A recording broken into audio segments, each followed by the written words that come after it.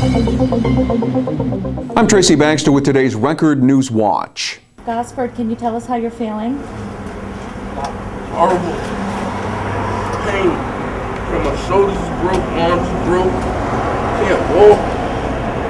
Those comments were made this morning by Gosford Lembhard as he was brought into Orange County Court this morning. The injuries to his arm and back came while Lembhard attempted to evade police capture following a tense 10-hour standoff Wednesday at a residence on Liberty Street in the city of Newburgh, where Lembhard had holed up with relatives after U.S. Marshals had unsuccessfully tried to serve him with a violent felony arrest warrant.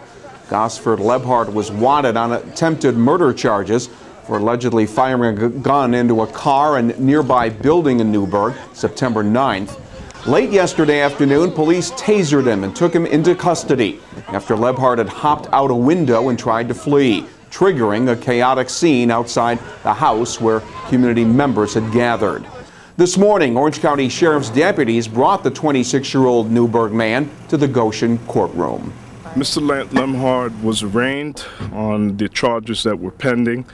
At this point, there is a return date on the 4th for conferences. We are going to make application for bail.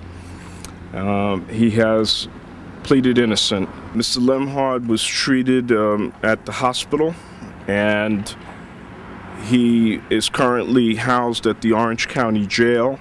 It is their obligation when they have an inmate that is injured to continue his medical care. In so much as we know he is being provided medical care, he has complained that he needs additional treatment. Has there been a determination made as to whether further charges will be filed against him relative to yesterday's developments? At the moment, no additional charges have been filed. That doesn't mean that there won't be. Mr. Sussman, who is his counsel, legal counsel, will be receiving any additional charges when they are so filed. Gosford Lembhard is the older brother of Michael Lembhard, who was shot and killed earlier this year during a confrontation with City of Newburgh police. During Wednesday's day-long standoff, Gosford Lembhard told family members he did not want to leave the house because he was concerned for his safety. 3 Ulster County residents have been arrested for robbing a man who was then stabbed during the course of the robbery. State police say 31-year-old Jason King of Modena has been charged with felony robbery, assault, and weapons possession for the robbery and stabbing of a 23-year-old Palinville, New York resident in a dispute over drugs in the Greene County community of Palinville.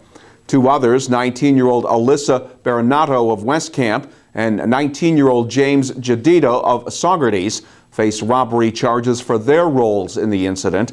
Police say drugs were stolen from the victim, who was stabbed several times. His injuries are not considered life-threatening. In Sullivan County, fire this morning gutted a 2-bedroom apartment located above a garage on Route 52 next to the Kenoza Lake Post Office. Firemen were able to confine the blaze to the apartment itself. A 22-year-old woman was home at the time and was able to get out okay, although a dog and 2 cats perished in the smoke and flames. The Kenoza Lake Post Office was never in danger. Investigators will be checking out an initial report that the fire may have been caused by an unattended pot on the kitchen stove.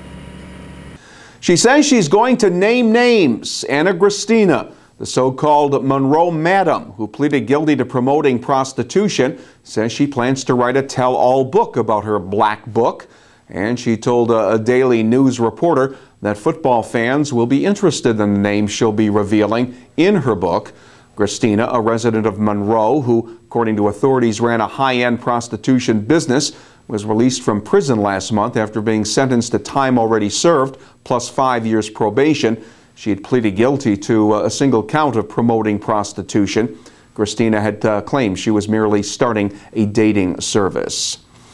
And the New York Blood Center will sponsor a blood drive later this month in honor of a New Windsor church leader who continues to undergo daily dialysis treatment and is awaiting a kidney transplant. Officials are hoping for community donations of life-saving blood in tribute to Reverend Kevin Armstrong, the current youth director at Solid Rock Church in New Windsor and former Washingtonville High School basketball coach. Armstrong has had 2 heart transplants and is now battling kidney disease and is in need of a transplant. The blood drive will be held Saturday, December 15th from 11 a.m. to 5 p.m. at Solid Rock Church on Holleran Road in New Windsor. Well, clouds along with a threat of rain are moving into the region. Friday will be mostly cloudy with the highs in the mid-40s. Rain will arrive by late Friday night. Then Saturday will be cloudy with showers likely and temperatures topping out in the low 50s. Record Online is the place to find news when it breaks and read the stories and features important to you in tomorrow's Times Herald Record. For Record Newswatch, I'm Tracy Baxter.